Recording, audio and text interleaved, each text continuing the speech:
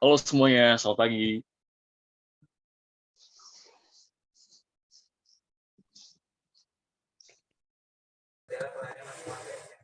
Selamat pagi, Kak.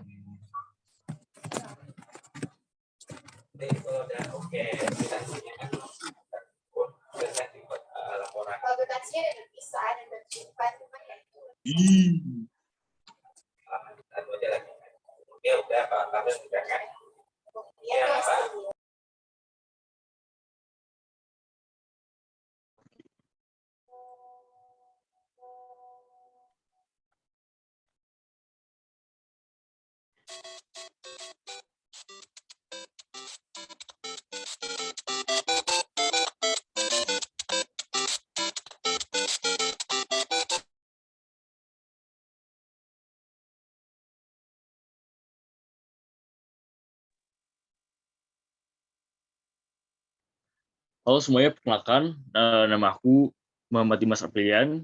Di sini aku sebagai moderator. Alhamdulillah, puji syukur kita panjatkan karena berkat rahmatnya kita bisa berkumpul untuk bersama-sama menimba ilmu dari narasumber yang luar biasa ini. Meski harus dilakukan secara online, semoga kita tetap sehat selalu ya.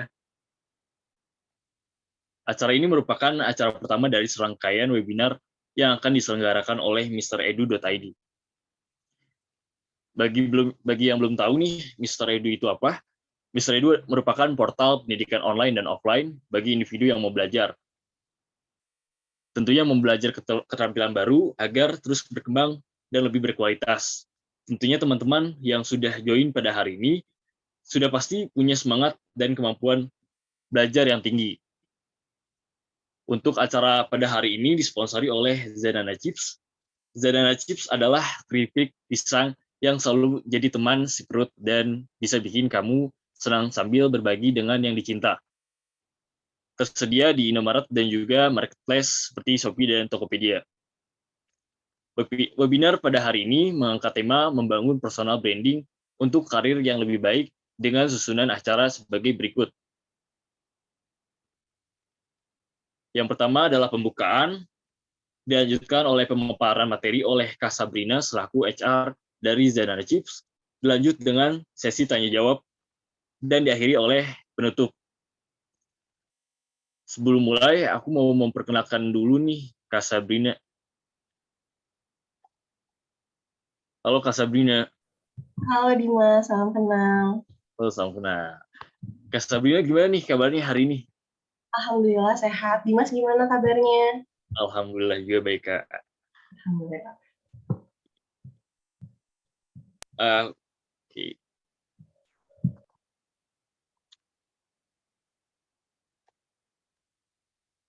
Nah, di sini aku mau bacain CV dari Kak Sabrina nih.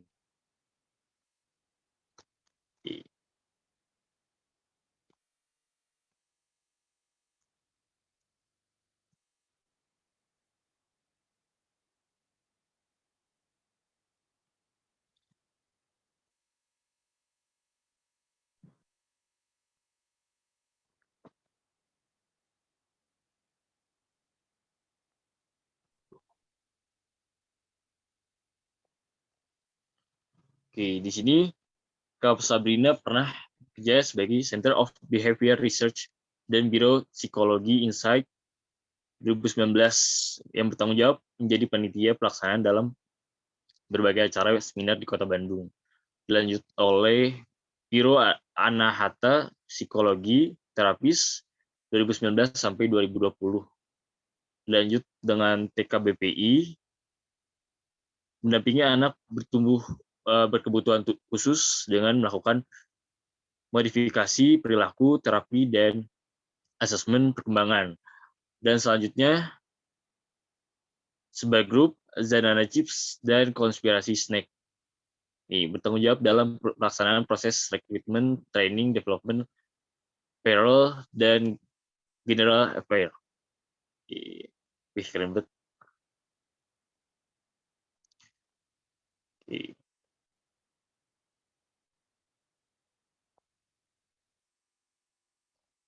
Oh, oke. Aku lupa nih mau bacain education-nya dulu nih. Kak Sabrina ini merupakan alumni dari SMA 1 Bandung, lalu berkuliah di Universitas Pendidikan jurusan Psikologi. Keren banget nih Kak Sabrina.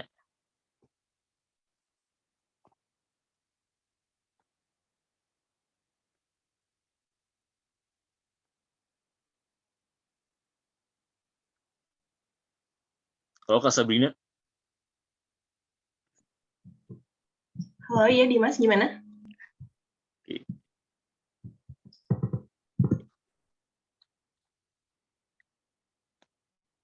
Baik Kak, kayaknya langsung aja deh ke pemaparan materi, karena kayaknya peserta udah nggak sabar mau dengerin materi dari Kak Sabrina.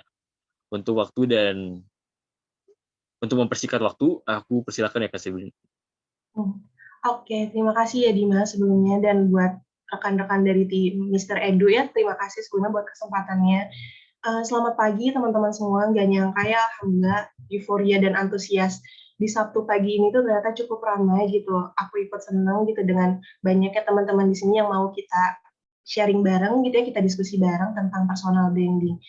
Nah, sebelumnya saya ingin tahu dong kabar teman-teman, gimana sekarang kabarnya. Boleh mungkin kasih react lucu gitu, suasana hatinya hari ini kayak gimana gitu. Boleh mungkin kasih react biar aku tahu kabarnya teman-teman hari ini kayak gimana. Alhamdulillah baik. Alhamdulillah, makasih Lara. Teman-teman, sebelumnya disclaimer, mohon maaf ya kalau saya mungkin agak sering lihat ke kiri karena layar monitornya sebenarnya ada di kiri gitu, sedangkan kameranya di depan gitu. Oke, kalau gitu saya izin share screen ya untuk materi hari ini. Oke, udah muncul mungkin ya? Sudah, Kak. Sudah Kak. Ya, terima kasih. Jawaban template banget ya, sudah muncul gitu. Khas banget penggunaan Zoom gitu. Oke teman-teman, hari ini kita akan ngebahas personal branding gitu. Gimana sih cara membangun personal branding untuk karir yang lebih baik gitu. Tapi sebelum ngebahas tentang personal branding itu sendiri, apa aja sih yang bakal kita bahas gitu ya di pagi hari ini. Yang pertama kita akan ngebahas tentang personal branding itu sendiri gitu. Dimulai dari artinya kayak gimana, contohnya kayak gimana, biar teman-teman nanti akan kebayang apa sih yang dimaksud dengan personal branding itu gitu. Terus yang kedua, kita akan ngebahas tentang urgensi personal branding itu kayak gimana sih, kayak emang seberapa penting sih Kak gitu, terus seberapa berdampak si personal branding ini terhadap hidup aku gitu, sampai aku harus bela-belain gitu ya bangun pagi untuk ikut webinar hari ini demi memahami personal branding. Urgensinya apa gitu.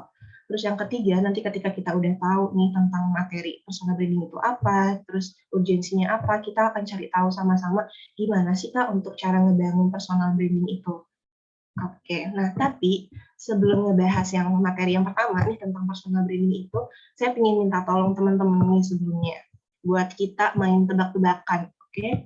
Jadi nanti di slide selanjutnya saya mau minta tolong teman-teman untuk teman-teman coba tebak dan bayangin gitu. Nanti di slide selanjutnya saya akan minta tolong gitu ya ke teman-teman buat coba tebak gitu. Saya akan kasih beberapa deskripsi tentang sosok inspiratif gitu ya, sosok yang mungkin nggak asing di telinga teman-teman gitu, tapi cuma dikasih 3 pernyataan. Nah, nanti saya minta tolong ke teman-teman untuk coba tebak gitu ya. Oke, kita coba next slide-nya. Nanti teman-teman boleh ramein aja di kolom komentar ya, tebak-tebakan aja kayak, oh mungkin ini, mungkin itu gitu, karena nggak ada jawaban salah atau benar, kita coba tebak-tebakan aja. Kebayang ya? Oke, kita next slide. Nah, teman-teman, ini pernyataannya. Yang pertama, sosok ini itu aktif di dunia pendidikan anak Indonesia gitu. Aktif di dunia pendidikan anak Indonesia kayaknya banyak deh Kak. Keluarga aku juga kayaknya ada gitu. Masih banyak kayak ini, masih terlalu general gitu. Oke, kita coba next ke pernyataan yang kedua.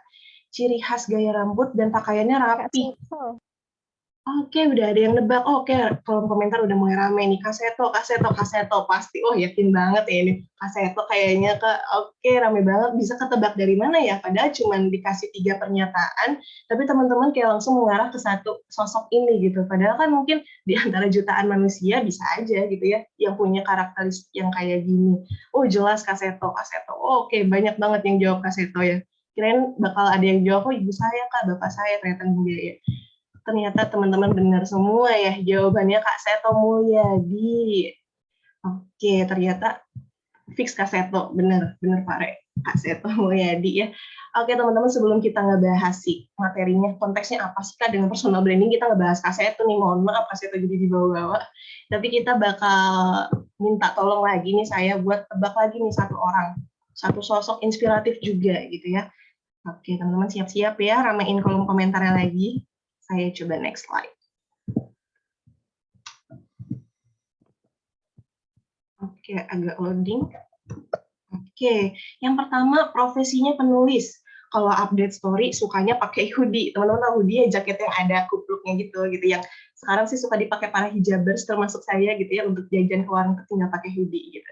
Terus punya panggilan paus. Kira-kira siapa ya teman-teman? Ada yang kebayang nggak sih ini ngebahas siapa? Sana, oke, Nabila, Kak Sana gitu. Sana, oke. Sana, oh, oke, jawabannya mengarah terus ke satu orang ya, padahal kan mungkin ya ada juga mungkin yang punya panggilan paus ya, walaupun di keluarga saya, di teman saya nggak ada sih, gitu. Kasana, fix. Oke, teman-teman, kok bisa ya cuma dari 3 pernyataan ini, teman-teman benar gitu, mengarah ke, oke, kita next slide, ke Sana, atau Tisna, atau paus gitu, atau penulis di balik Rintik Seduh gitu ya, teman-teman pasti nggak asing ya, karena saya bawa contoh Sana ini karena saya tahu sih kurang lebih kita seumurannya kayaknya kurang lebih gitu.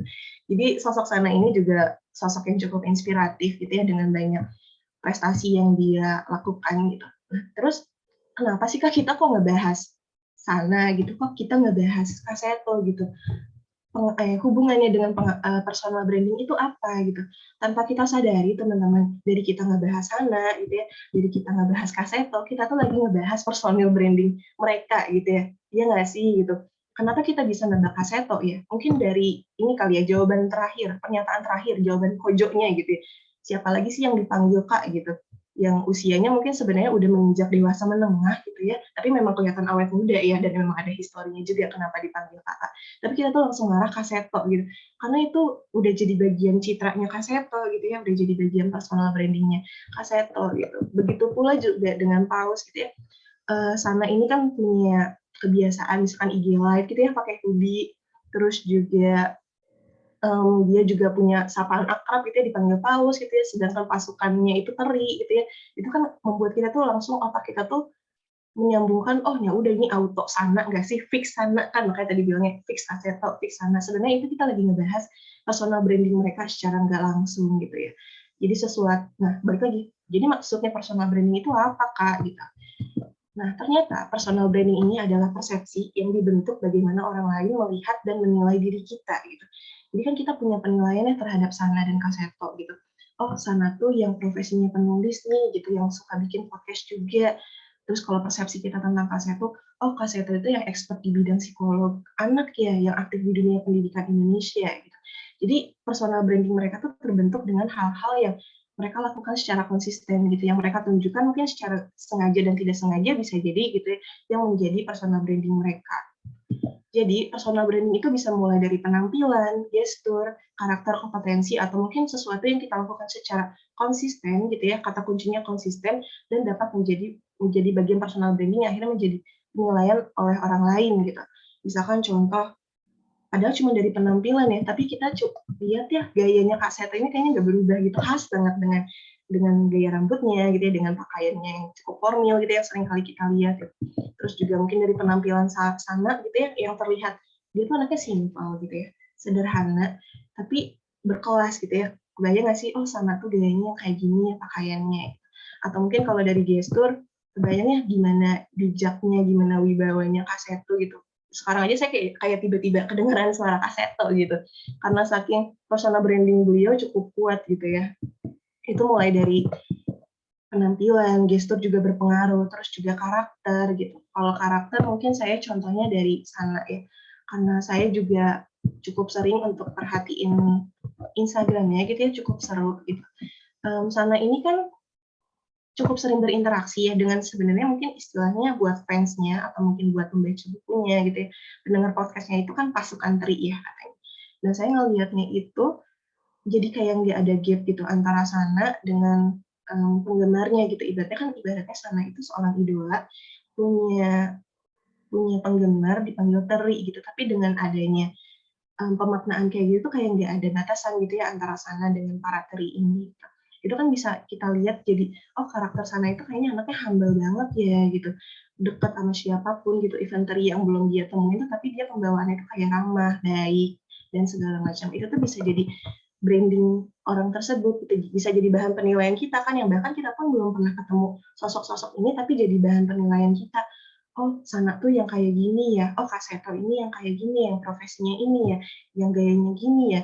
Jadi itu personal branding ya teman-teman. Sesuatu yang bisa dibentuk gitu ya, terkait persepsi penilaian terhadap orang lain gitu.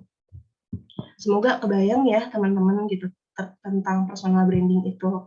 Nah, kemudian karena personal branding ini harus dilakukan secara konsisten, maka dibutuhkan waktu dan proses. Jadi saya berharapnya sih teman-teman nggak merasa bahwa oh oke, aku udah ikut webinar nih personal branding sama Kak Sabrina, oke habis ini personal branding aku pasti langsung legit sesuai ekspektasi aku. Nggak bisa kayak gitu juga ya teman-teman, karena segala sesuatu itu pasti butuh waktu, butuh proses gitu. Apalagi ini sesuatu yang butuh kita bangun ya. Ibarat kayak ngebangun rumah, kita kan butuh ngumpulin bahan bangunannya dulu gitu ya, kita butuh fondasinya gimana, kerangkanya gitu, butuh arsitektur dan segala macam, butuh waktu dan proses gitu. Begitu juga untuk membangun personal branding teman-teman. Jadi ini yang mau saya coba highlight dulu, bahwa personal branding ini membutuhkan konsistensi dan otomatis membutuhkan waktu dan proses kayak gitu. Nanti kita akan bahas lebih lanjut di gimana sih caranya kayak gitu ya. Oke. Kita lanjut dulu mungkin ya, untuk ke bagian yang kedua tentang urgensi personal branding. Oke Kak, udah agak kebayang nih kayaknya tentang personal branding, tapi emang sebegitu pentingnya ya untuk membangun personal branding gitu, emang sebegitu bermanfaatnya untuk aku gitu.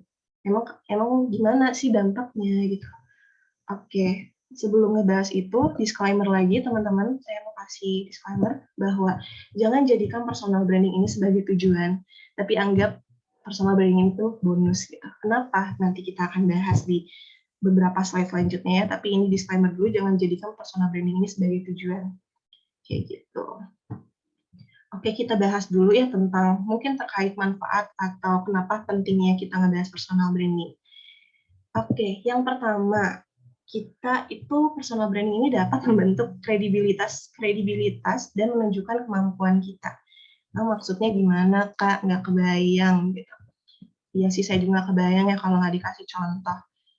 Boleh mungkin saya mau nanya dong ke Kak Dimas. Iya, Kak. Oke, Kak Dimas, mau nanya dong, katanya baru lulus SMA ya sekarang. Maksudnya masih muda ya, jauh usianya di bawah saya katanya. Dulu waktu sekolah boleh tahu nggak Kak Dimas, itu aktivitasnya apa? Pernah ikut kepanitiaan gitu nggak Kak? Sering banget, Kak. Kepanitiaan OSIS biasanya. Ada kan OSIS di sekolah? Ya. Keren banget.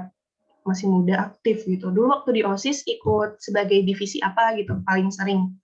Divisi acara. Divisi acara. Wow, keren, yang biasanya paling sibuk di awal ya. Ya. Oke, kita pakai contoh Kak Dimas nih ya, kayak anggaplah waktu itu kita flashback ke kondisi Kak Dimas masih sekolah, masih jadi anak OSIS, dan sering jadi bagian panitia acara gitu ya. Nah, terus ternyata Kak Dimas waktu itu, anggaplah ya Kak, ini kita cuma bayangnya gitu. Kak Dimas ini waktu jadi anak acara hilang-hilangan. Wah, ibaratnya bikin pingin ngamuk panitia lain gitu. Aduh, ini si Dimas kemana? Iya, bukan yang ngurusin bikin rundown, bikin konsep gitu ya, bikin proposal, kok tiba-tiba hilang, mana dia ketuplak ibaratnya.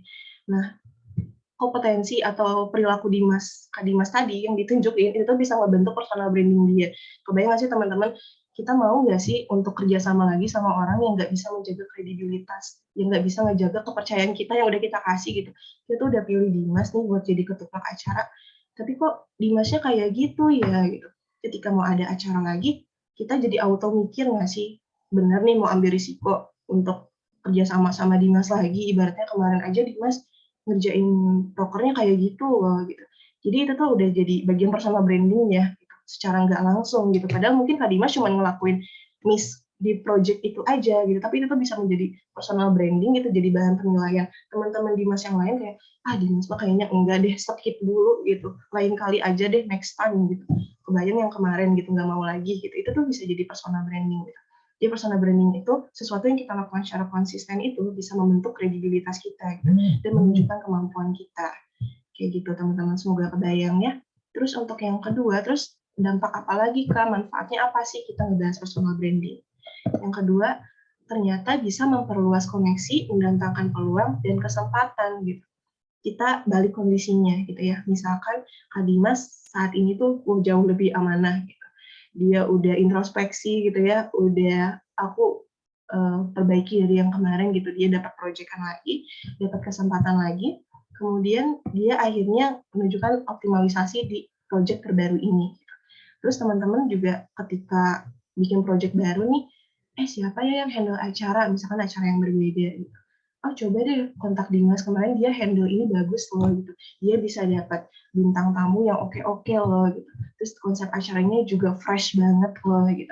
Dari situ kan Dimas bisa dapat koneksi ya, bisa dapat rekomendasi gitu, bisa mendatangkan peluang dan kesempatan. Padahal bukan cuman ya, itu juga pasti butuh kerja keras dan usaha.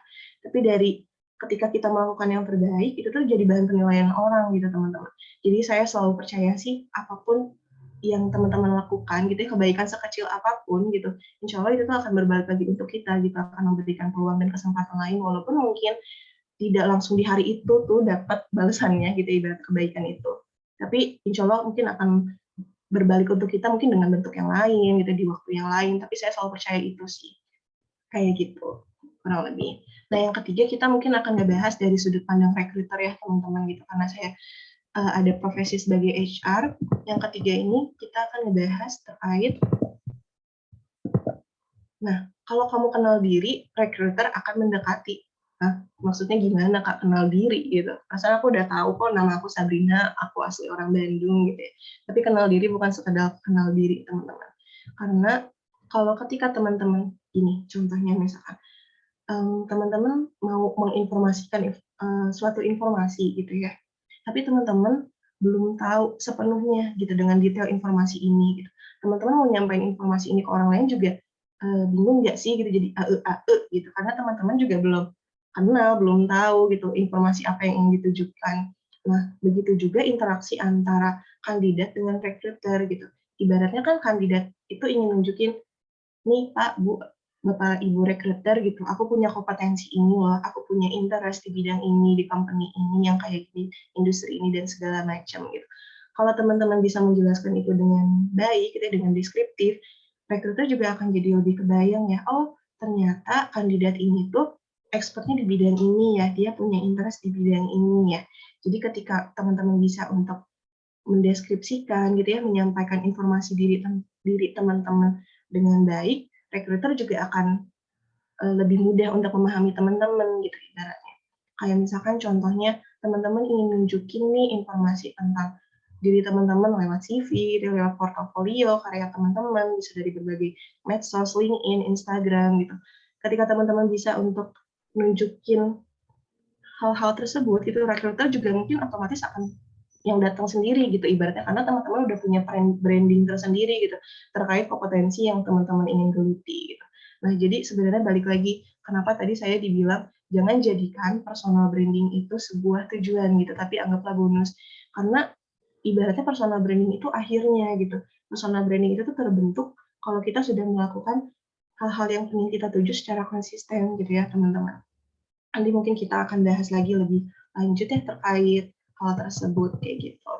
Terus yang terakhir gitu ya terkait urgensi dari personal branding ini adalah embrace your uniqueness gitu teman-teman. Jadi ketika teman-teman udah punya personal branding nih gitu, teman-teman akan bisa lebih mudah ibaratnya untuk nunjukin keunikan teman-teman gitu. Misalnya contohnya kan ada sangat banyak ya nama Dimas gitu di dunia ini, nama Sabrina juga sangat banyak gitu. Tapi apa sih yang ngebedain Dimas yang ini dengan Dimas yang itu, Sabrina yang ini dengan Sabrina yang itu? Pasti setiap orang punya keunikannya masing-masing kan. Cuma memang pasti butuh proses untuk nemuin, oh ternyata keunikan aku tuh yang ini ya. Oh ternyata aku tuh expert di bidang ini ya. Balik lagi teman-teman, personal branding itu adalah hasilnya gitu. Gimana kita bisa mendapatkan sesuatu yang kita expert itu kan butuh proses ya, butuh eksplorasi dulu, mungkin kita butuh trial error dulu gitu, kita butuh latihan dan segala macam.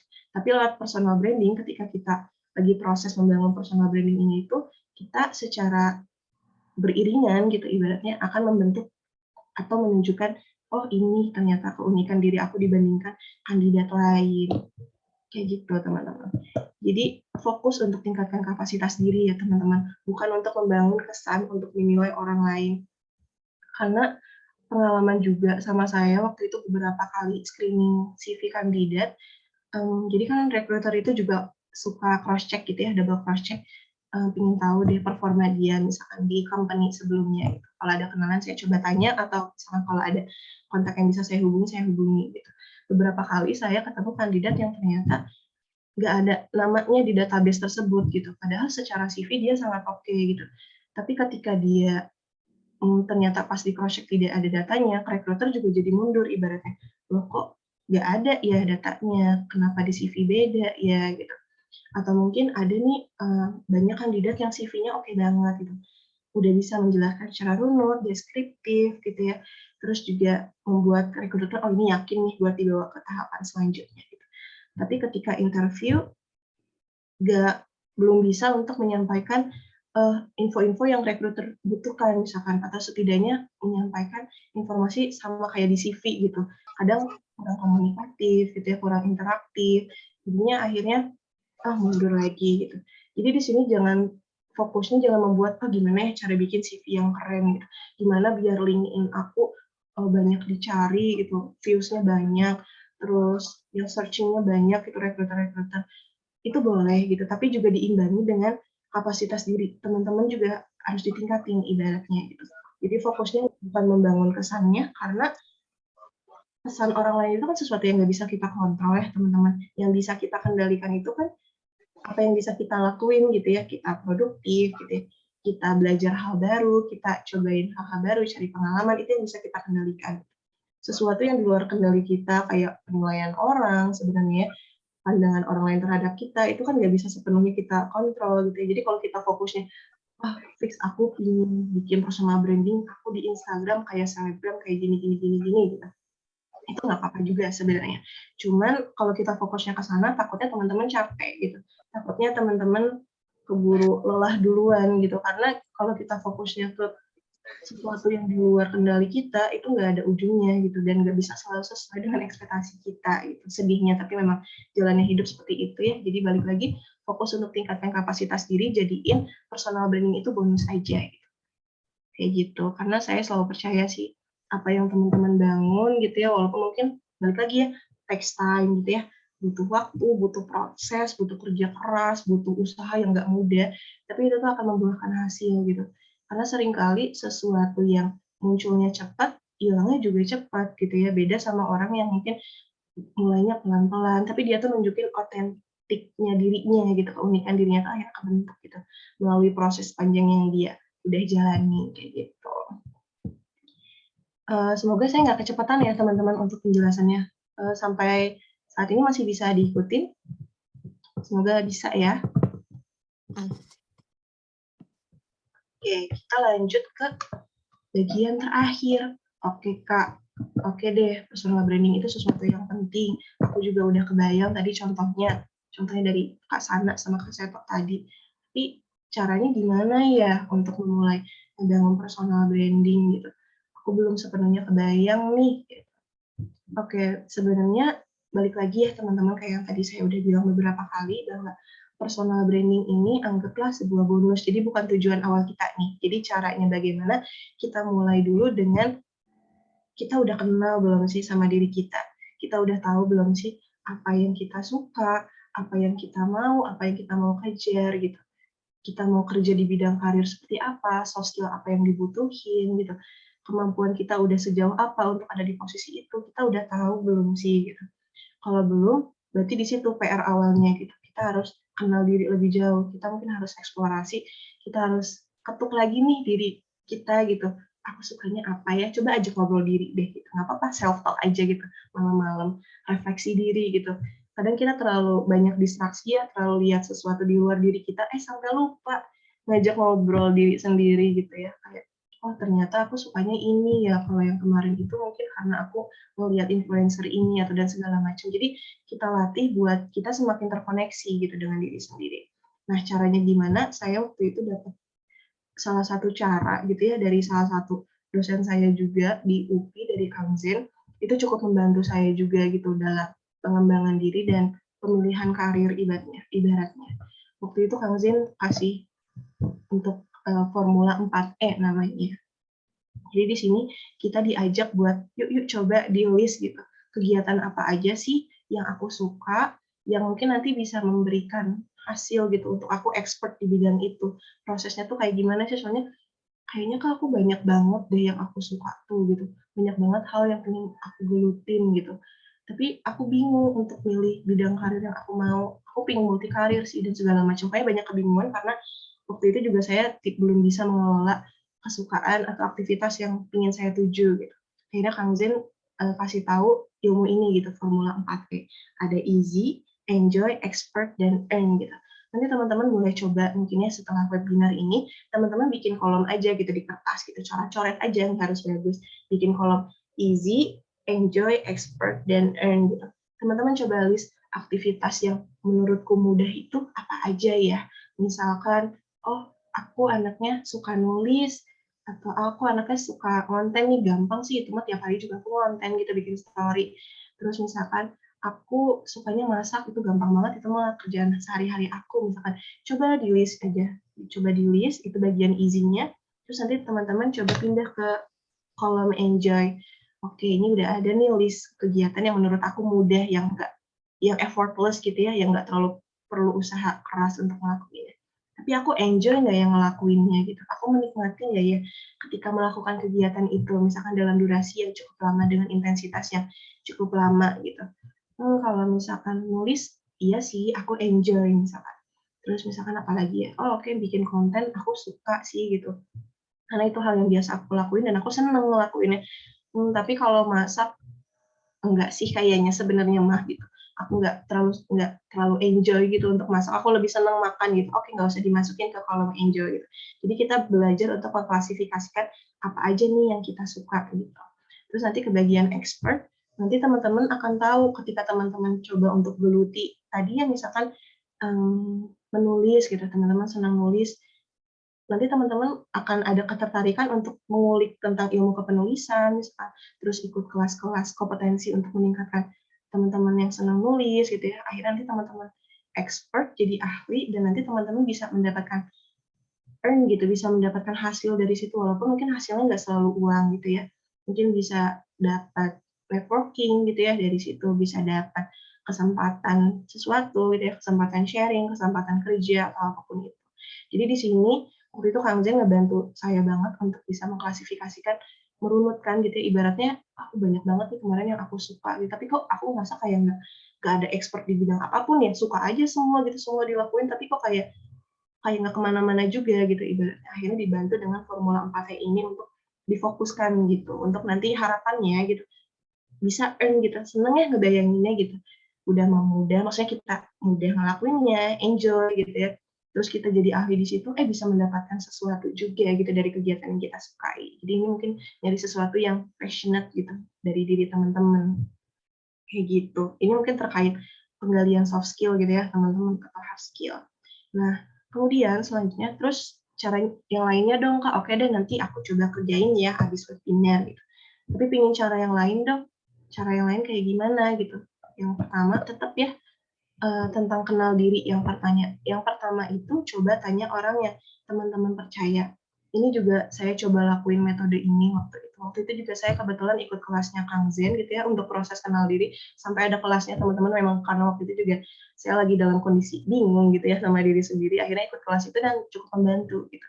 Dan waktu itu ada tugas tanya orang yang kamu percaya. Waduh, pas diminta tugas itu, saya juga rada mikir gitu, soalnya kan yang ditanya tuh coba tanya kelebihan dan kekurangan kamu di mata orang lain gitu.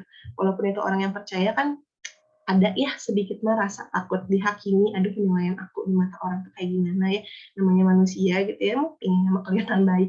Padahal kan pasti ada plus minus gitu, ada sesuatu yang mungkin perlu kita introspeksi, sesuatu yang perlu kita perbaiki gitu ya, kita evaluasikan dan lain-lain. Tapi dari proses itu ternyata saya dapat insight. Walaupun Kang Zen bilang gini sebelum bikin tugas, sebelum kita ngerjain tugas gitu ya. intinya ngingetin bahwa apapun yang orang lain sampaikan tentang kita gitu ya, itu jadiin informasi tambahan aja, data kita buat kenal diri lebih jauh, tapi jangan berpikir bahwa apa yang orang lain sampaikan tentang kita itu adalah benar-benar kondisi kita secara utuh gitu. Karena balik lagi harusnya yang lebih tahu tentang diri kita tuh diri kita sendiri nggak sih gitu. Saya yang udah hidup 25 tahun harusnya saya dong yang lebih kenal diri sendiri dibandingkan orang lain yang mungkin baru kenal sebulan 2 bulan, setahun 2 tahun gitu ya. Jadi itu dijadiin untuk informasi tambahan aja gitu ya kalau teman-teman mau coba. Dan insight yang saya dapat gitu ya dari proses nanya itu ke orang-orang yang saya percaya, saya nanya itu mulai dari keluarga, teman gitu ya, rekan kerja juga gitu. Rekan kerja yang mungkin dulu di organisasi saya coba tanya semua, akhirnya ketemu kelebihan dan kekurangan saya. Oh, saya coba runut, saya coba baca, dan ternyata ketemu pola sebenarnya gitu. Jadi kok hampir semua orang bilang aku tuh punya kelebihan ini ya. Terus oh hampir semua orang bilang juga gitu.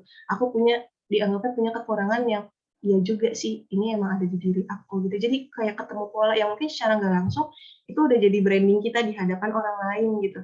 Mayoritas jawaban teman-teman itu kan jadi kayak persepsi mereka tentang kita ya, dan ternyata banyak pola yang berulang gitu.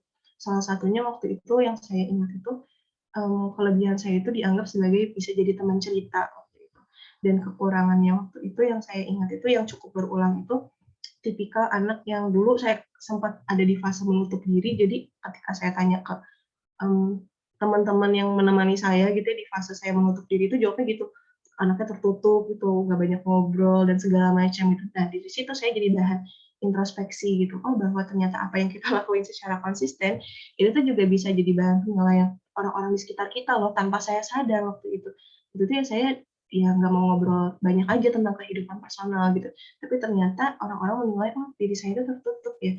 Nah itu bentuk personal branding yang mungkin secara nggak sengaja saya bangun gitu, dan begitu pun sebaliknya tentang kelebihan dan kekurangan.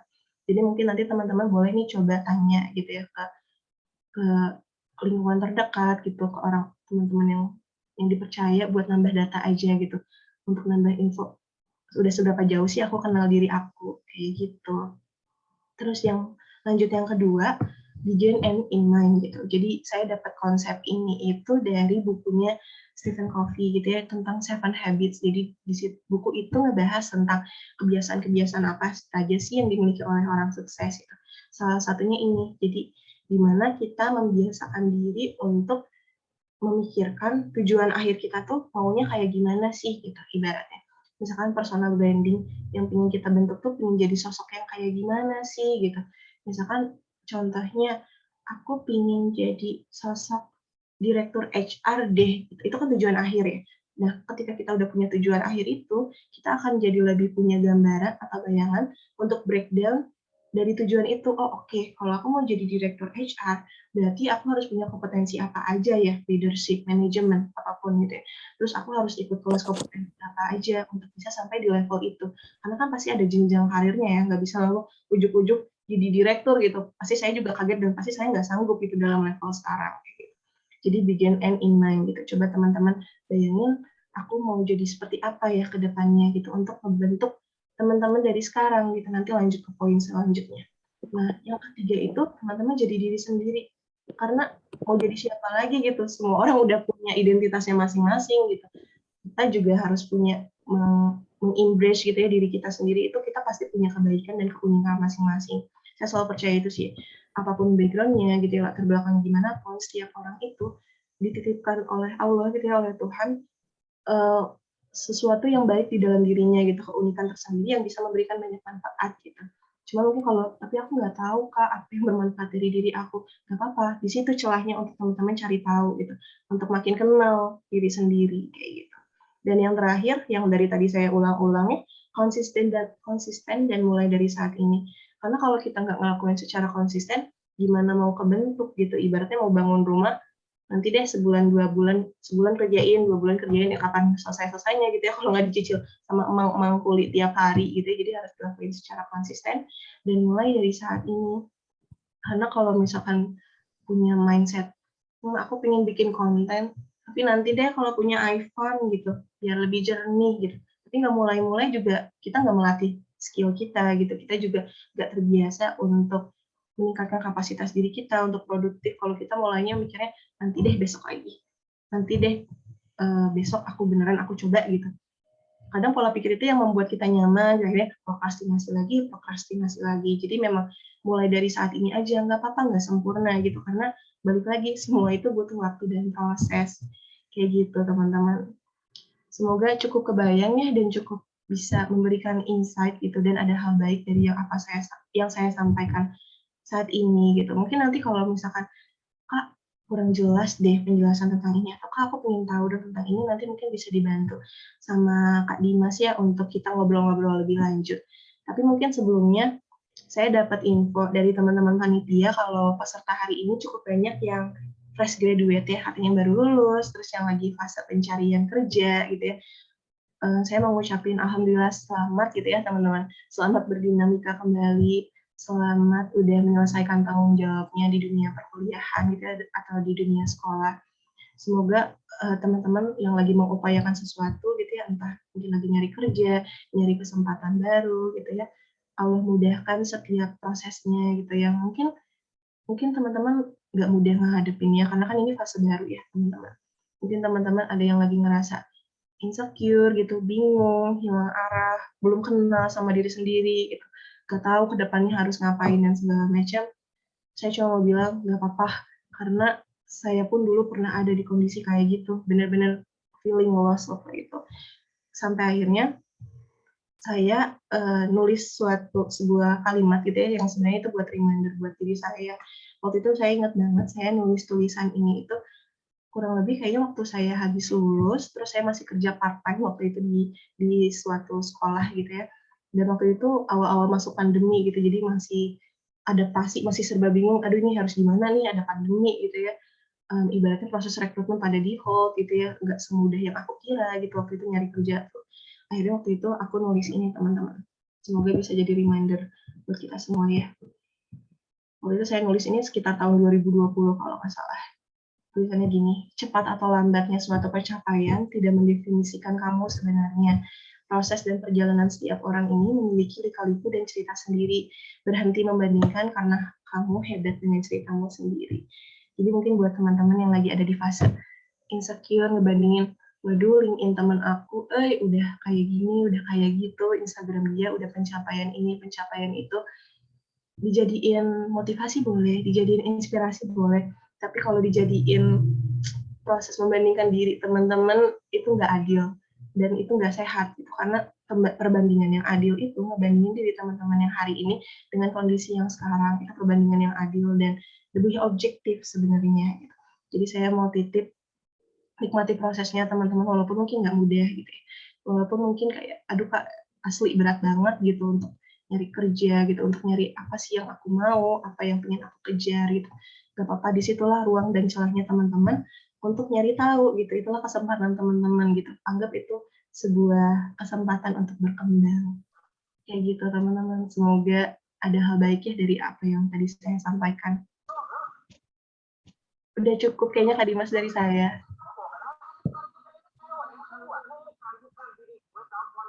Wah, keren banget nih. Cukup nambah wawasan banget ya. Lanjut ke sesi Q&A kali aja.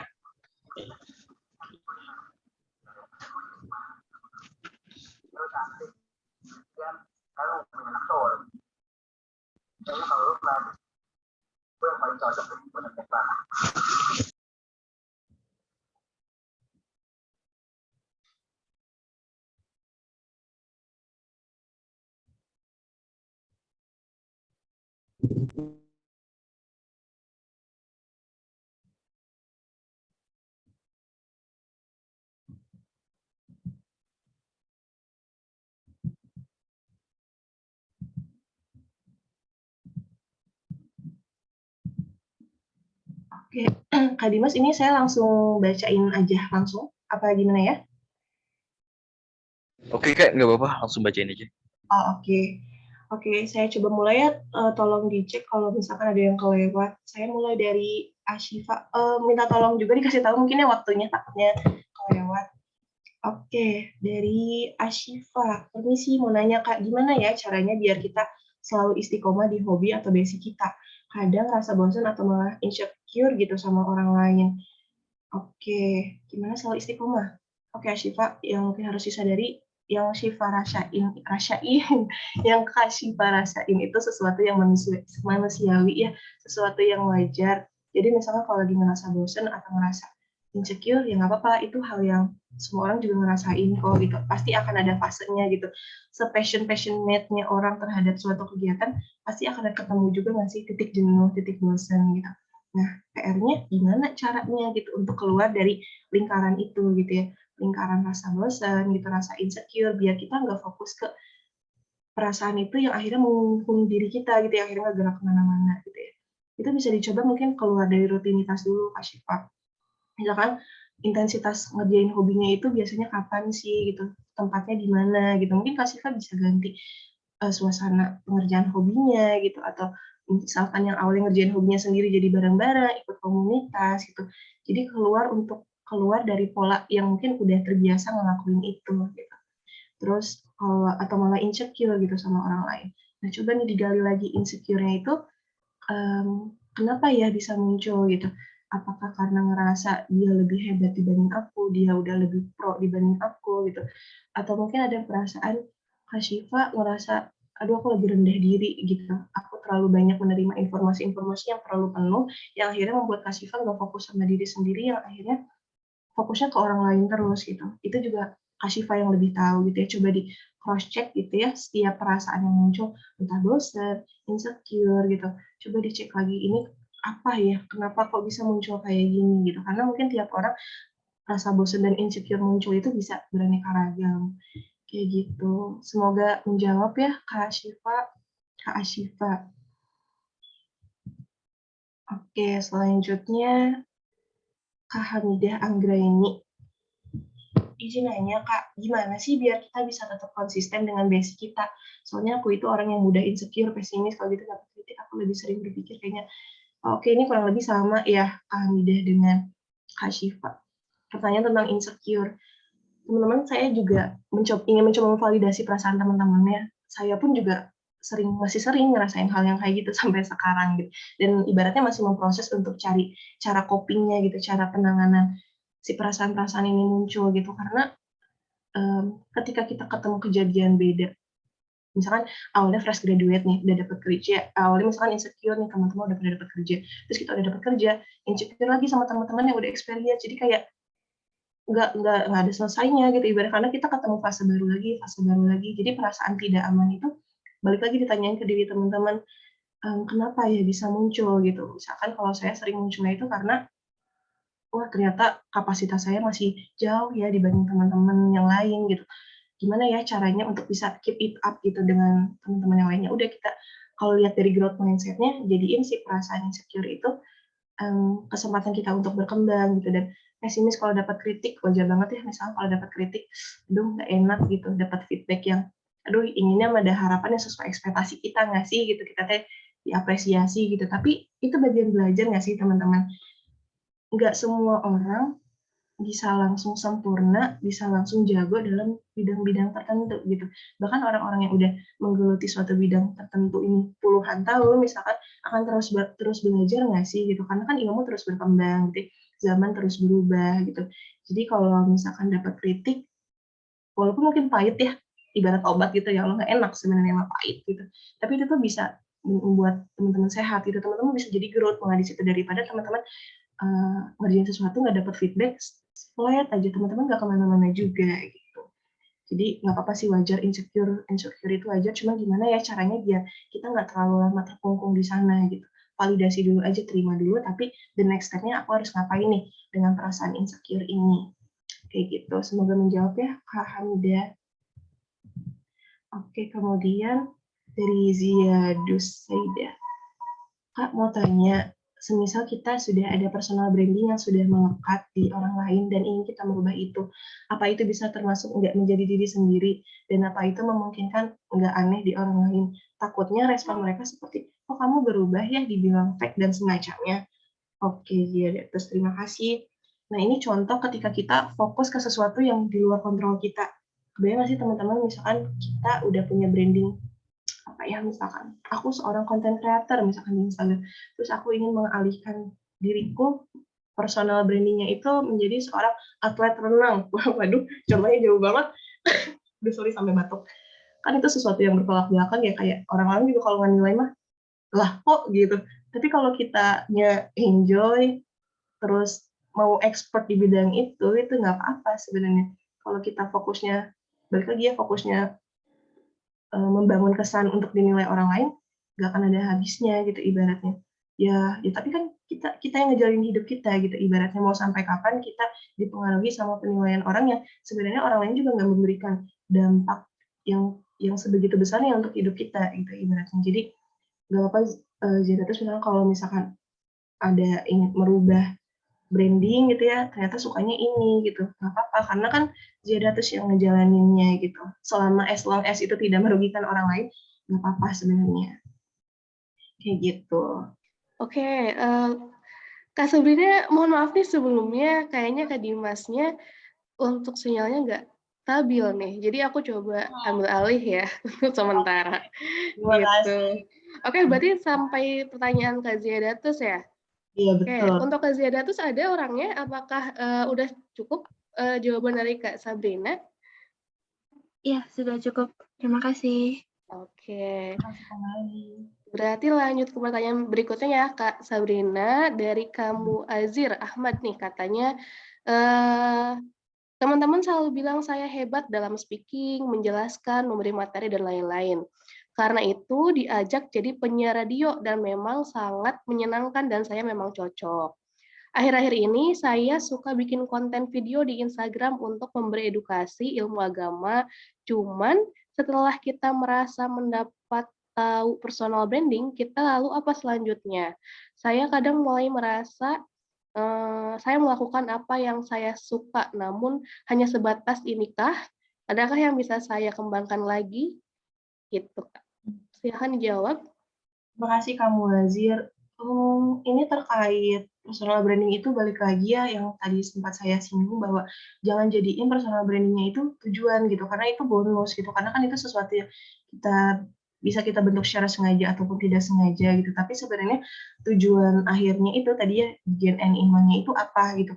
Kamu Wazir ini ingin fokusnya atau ingin apa ya ibaratnya ingin bermanfaat atau ingin expertnya itu di bidang apa sampai di titik apa gitu itu balik lagi boleh ditanyain ke diri kamu Wazir gitu tapi ketika kamu Wazir udah tahu oh personal branding aku ini gitu ya itu cuma sekedar bonus gitu kak ibaratnya tapi untuk tujuan akhirnya apa nah disitulah proses penggaliannya gitu mungkin nggak langsung ketemu gitu ya oh ternyata ini yang aku cari karena mungkin memang prosesnya trial error gitu untuk kita bisa menemukan sesuatu yang kita bisa lakukan dalam jangka waktu yang kurang lama banyak juga mungkin yang usia di atas kita yang ternyata udah mengikuti karir tertentu sekian lama tapi ternyata akhirnya switch karir gitu ya kan banyak kejadian kayak gitu dan itu juga saya bukan sesuatu yang salah gitu even personal branding tentang dia di bidang ini tuh udah expert banget tapi kalau dia memang ingin menjalani sesuatu yang berbeda gitu nggak apa-apa gitu terus adakah yang bisa saya kembangkan lagi nah itu tergantung dari konteks apa yang ingin Kak Muazir perdalam gitu terkait konteks agama kah gitu atau konten video gitu itu kan mungkin Kak Muazir lebih tahu ya bisa lihat mungkin kayak ingin jadi punya kompetensinya tuh seperti siapa dulu misalkan untuk patokan oh misalkan seperti A gitu A itu punya kompetensinya itu apa aja ya dia belajar apa aja ya dari mana aja nah itulah fungsinya ketika kita ada proses membandingkan diri yang sehat mungkinnya dengan orang lain untuk kita jadikan bahan inspirasi gitu untuk kita jadikan bahan belajar kurang lebih kayak gitu semoga menjawab ya Kang Nazir. Baik, gimana kamu Wazir? Apakah sudah cukup jawaban dari Kak Sabrina? Halo? Oke. Semoga menjawab ya Kak. Oke, kita lanjut ke pertanyaan berikutnya ya, Kak Sabrina. Pertanyaan kelima nih ada dari Kak Fitriani. Izin bertanya, Kak, gimana sih caranya agar personal branding kita tersampaikan dengan baik di zaman yang serba online ini? Karena seperti yang kita tahu wawancara, meeting, atau koordinasi kan sekarang kebanyakan virtual. Oke, iya ya gimana ya caranya yang biasanya mungkin kalau dulu kita banyak interaksi gitu ya dengan orang lain kan bisa menilai kita ibaratnya lebih utuh lah ya gitu, lebih banyak ketemu fisik gitu, banyak interaksi dan segala macam. Tapi mungkin fokusnya bukan gimana caranya tersampaikan dengan baik. Misalkan kalau kita memang niatnya baik, kita udah berusaha menyampaikan sesuatu gitu ya, kebermanfaatan entah apapun itu di media sosial, ya udah kita cuma punya kontrol sebatas itu. Penerimaan orang lain itu udah balik lagi di luar kontrol kita gitu. Kadang banyak orang yang menyampaikan kebaikan, tapi ternyata nggak sesuai gitu. Feedback yang diberikan kok malah gini ya. Nah itu juga mungkin bisa jadi bahan belajar juga ya. Mungkin target audiensnya nggak cocok gitu. Atau mungkin ada hal-hal yang perlu kita evaluasi dari cara penyampaian kita apa nih yang kayaknya kurang kurang keterima gitu. Kalau misalkan terkait wawancara gitu ya, itu banyak hal di luar kontrol kita juga ya, misalkan dari kayak sinyal gitu ya secara teknis, ataupun kalau penyampaian diri kita itu juga berpengaruh sih dari jam terbang gitu ya. Bagaimana kita membiasakan diri untuk kayak gini, kan pakai Zoom juga dulu kita gagu-gagu nggak sih kayak ini klik kemana sih share screen, bentar ya teman-teman pelan-pelan, kan kayak ada proses dulu ya, ada jam terbang gitu. Gimana tersampaikannya dengan baik ya dengan konsistensi aja gitu untuk ngelakuin sesuatu dengan optimal apapun itu. Kayak gitu, semoga menjawab Kak Fitriani. Gimana Kak Fitriani, ada yang mau tanyakan lagi? Apa sudah jelas? Oke, kita lanjut ke pertanyaan berikutnya ya, Kak Sabrina. Mungkin ini sepertinya mirip sama pertanyaannya Kak Fitriani. Pertanyaan berikutnya dari Kak Fatur Rahman.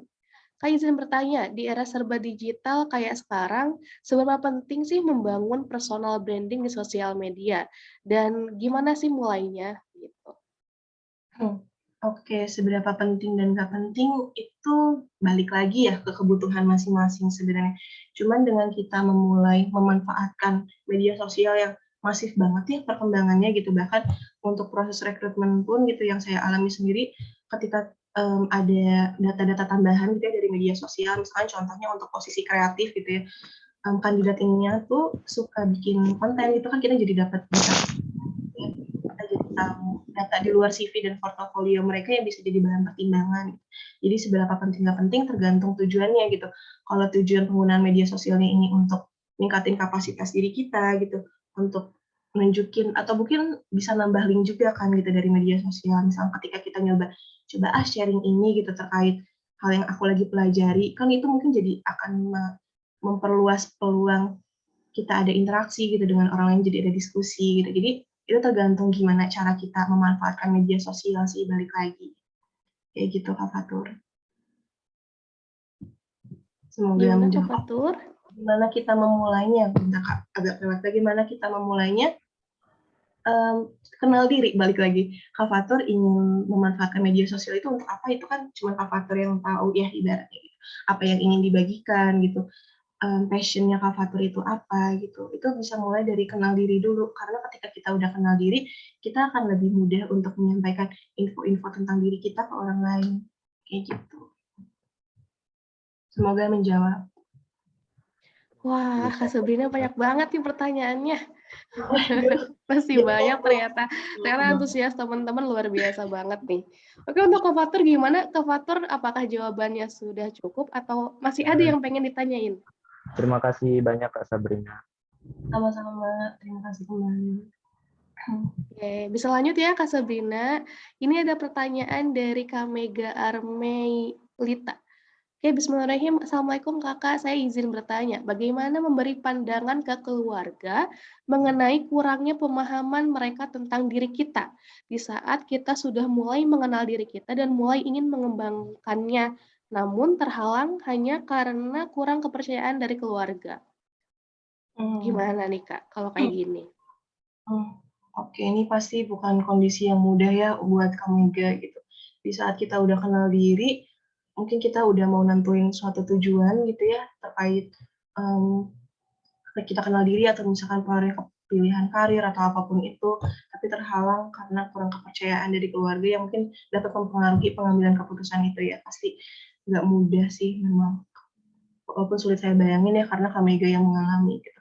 Tapi mungkin bisa dimulai dengan Kak Mega jangan fokus ke pandangan keluarganya gitu, karena balik lagi itu sesuatu yang di luar kontrol kita, walaupun pasti kena efeknya gitu ya, ketidaknyamanannya gitu, stres dan bingungnya gitu dari penilaian keluarga yang kurang kasih kepercayaan gitu ke Kak Mega. Tapi karena itu sesuatu yang di luar kontrol, kalau Kak Mega fokusnya ke sana akan lelah gitu. Jadi mungkin Kak Mega bisa untuk coba pantaskan diri Kak Mega aja gitu, mencoba meyakinkan gitu. Kan cara yang bisa kita kontrol itu di situnya ya. Gimana cara meyakinin keluarga gitu, apa yang bisa aku lakuin. Jadi fokusnya ke si aku ini gitu. Aku sebagai Kak Mega. Oke, keluarga tuh kurang percaya itu karena apa sih gitu. Dicoba dicari tahu, terus nanti dicoba dicari win-win solution-nya gitu. Ibaratnya kalau memang keluarga ini memberikan apa ya, pengaruh gitu ya terhadap hidup kami juga, dicoba dicari jalan tengahnya gitu. Kira-kira gimana untuk komunikasiinnya gitu.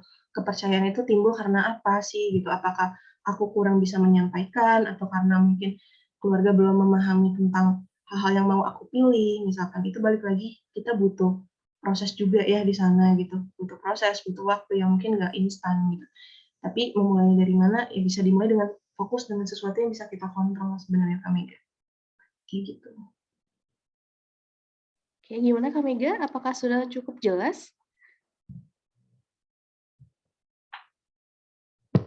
Oke, kita lanjut lagi ya Kak Sabrina. Waduh, masih banyak pertanyaan nih. Oke, semangat banget teman-teman.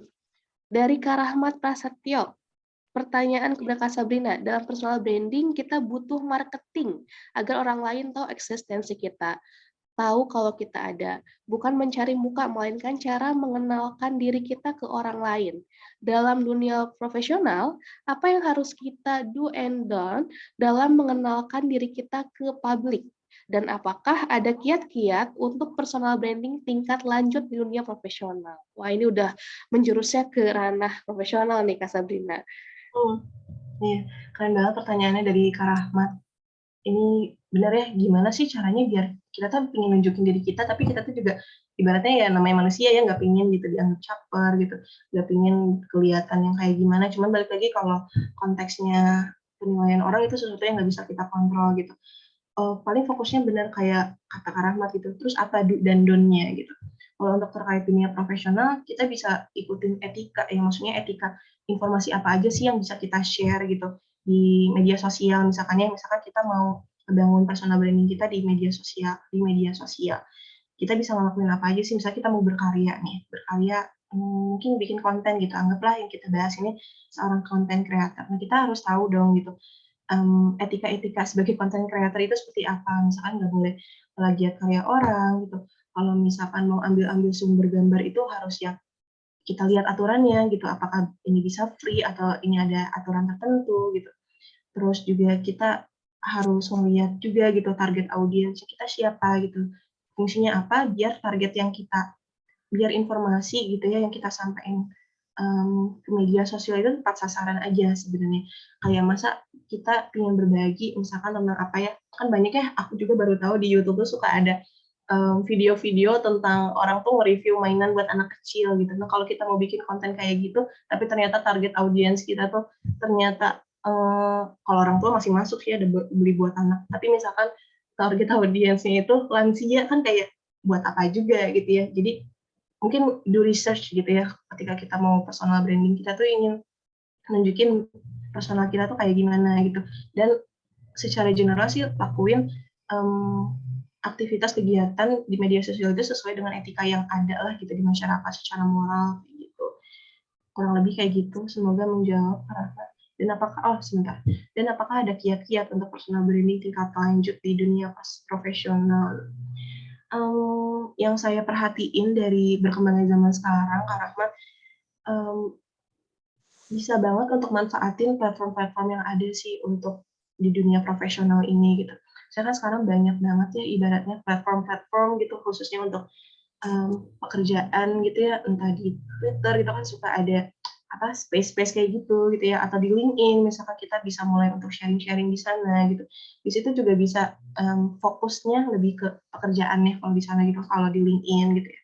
Terus juga kita mungkin bisa join community yang fokusnya terkait konteks pekerjaan kita gitu. Di sana kan kita akhirnya ibaratnya ngebangun personal branding secara nggak langsung juga ya dengan kita ikut komunitas ini, dapat kenalan, terus dari situ ada interaksi. Oh, akhirnya kenalan ini tuh, oh ternyata Kak Rahmat itu tuh yang expert di bidang ini ya, yang kerja di perusahaan ini ya. Jadi sekiat-kiatnya manfaatkan platform yang ada khususnya di dunia profesional gitu ya, di dunia kerja. Kayak gitu Kak Ulfa. Oke, gimana Kak Rahmat? Apakah sudah cukup menjawab? Oke, tadi etika branding di media sosial, kemudian research target audience, memanfaatkan platform media sosial dan komunitas. Gitu ya. Alright, clear and easy to understand. Thank you so much Kak Sabrina atas jawabannya. Oke, Kak Rahmat, wow, sampai di resume. Terima kasih banyak. Terima kasih, wah mantap sekali pertanyaan dari Kak Rahmat ya. Oke, kita lanjut ke pertanyaan berikutnya. Ada pertanyaan dari Kak Ayu Rahmadani. Gimana sih caranya biar feedback orang lain ke kita itu baik? Kan kadang ada tuh kita baik ke orangnya, nah pas mereka punya masalah sama kita, malah kayak menilai kita itu buruk. Terus kayak menjelek-jelekan kita di cerita orang lain gitu. Kan jadi pesimis, insecure. Kayaknya dari awal banyak banget ya Kak Sabrina yang insecure. Gitu, gimana nih Kak? Untuk pertanyaan Kak Ayu. Iya Kak Ayu, aduh pasti nggak nyaman ya. Atau kita yang sebenarnya diri kita gitu yang tahu niat kita itu baik atau enggak gitu. Apalagi kalau di sini Kak Ayu udah ngerasa niat aku tuh sebenarnya baik loh ke orangnya, tapi ke orang itu kayak tidak sesuai ekspektasi aku gitu. Tapi ya gimana memang jalannya kehidupan seperti itu ya Kak Ayu, kadang hal-hal yang kita ekspektasikan nggak selalu berjalan dengan keinginan kita. Terus gimana sih caranya biar feedback orang lain itu ke kita itu baik? Jangan mengharapkan ke sana, karena kenapa mengharapkan sesuatu ke makhluk akan berujung kecewa dalam konteks apapun itu gitu. Jadi fokusnya ya udah ke kitanya aja gitu. Kita punya niat baik ya udah, kalau dia nggak dapat niat aku ya udah, Allah mah tahu gitu. Allah mah tahu gitu. Kayak gitu kalau Oke, gimana nih Kak Ayu? Apakah sudah menjawab? Iya, cukup Kak. Terima kasih Kak Sabrina. sama-sama. Ayu. Oke. Selanjutnya ada pertanyaan dari Kak Mudrikah nih. Izin bertanya Kak, di era zaman sekarang kan mayoritas serba online. Oh mungkin ini pertanyaan masih sama ya, masih mirip-mirip sama pertanyaan sebelumnya. Alias personal branding online lewat WhatsApp dan sebagainya. Nah, apakah personal branding online itu mereka sudah menjadi personal branding? Dan gimana sih Kak cara mengetahui keberhasilan seseorang atau diri kita sendiri itu membuat personal branding? Gitu Kak katanya. Apakah emang ada standarnya kah untuk tahu nih misalkan personal branding kita tuh udah bagus atau udah baik atau seperti apa Kak? Oke. Jadi karena memang zaman sekarang itu media sosial itu udah bagian makanan sehari-hari kita ya, sangat dekat banget buat kita gitu. Tapi sebenarnya balik lagi, personal branding itu nggak selalu terbentuk dari media sosial gitu teman-teman. Ketika kita berinteraksi langsung dengan orang lain gitu, terus orang lain mempersepsikan kita, ih si Sabrina mah gening, ternyata orangnya kayak gitu gitu. Itu kan udah jadi penilaian orang lain terhadap kita ya, itu kan personal branding ya. Apa yang orang lain persepsikan, penilaian apa yang orang lain berikan terhadap kita, itu udah personal branding. Jadi sebenarnya nggak harus di medsos, nggak harus dimanapun. Ketika orang lain punya penilaian tertentu terhadap kita, entah itu kata buruk, itu udah jadi bagian personal branding. Gimana sih cara mengetahui keberhasilan seseorang gitu dalam membuat personal branding? Itu sebenarnya lebih ke tujuan pribadi individu tersebut itu ya dalam ngebangun personal branding itu apa gitu. Apakah biar dia ingin lebih dikenal, misalkan bahwa nih aku expert di bidang ini nih, atau mungkin dia fokusnya cuman ya udah pengen berkarya aja gitu. Jadi mungkin sebenarnya nggak ada standar bahwa oh ini yang sukses tuh yang kayak gini brandingnya, atau yang enggak tuh kayak gimana, karena balik lagi definisi sukses tiap orang kan beda-beda kayak gitu. Semoga menjawab ya Kak Mudrika. Iya Kak Mudrika. Gimana Kak Mudrika? Apakah sudah cukup? Sudah Kak, makasih. Oke. Kita ke pertanyaan berikutnya ya Kak Sabrina, ada dari Kak Gifari Ahmad. Saya punya teman yang bisa dibilang personal brandingnya kuat, namun lebih condong ke sifat negatif seperti perokok, peminum, preman, bandit, dan hal-hal negatif lainnya.